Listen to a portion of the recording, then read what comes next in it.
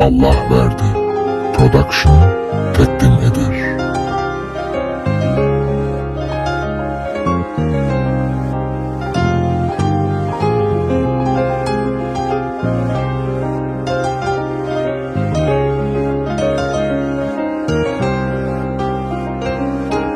Bu küçücük sözü sen desen bana bir defa, kavuşum sana bir defa. Bu hayatım bitemem yeniden senin olmana, gelemem yine bir defa.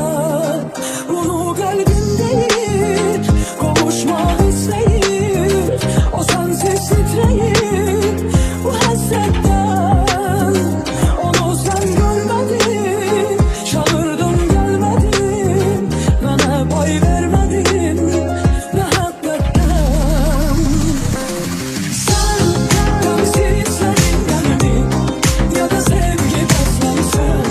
Nerelerde saklansan Allah'ım, seni gönlüne mekini yüreğimde dinlemişim, gece gündüz ağlamışım. Sen temsilcisin gelmedin, ya da sevgi beslensen. Nerelerde saklansan Allah'ım, seni gönlüne mekini yüreğimde dinlemişim, gece gündüz ağlamışım.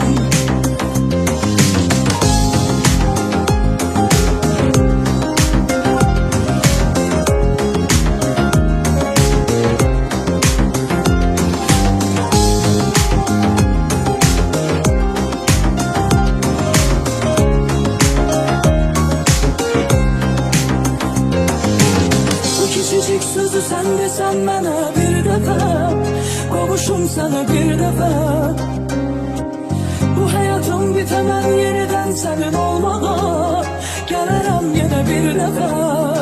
Bunu kalbim değil, kavuşmak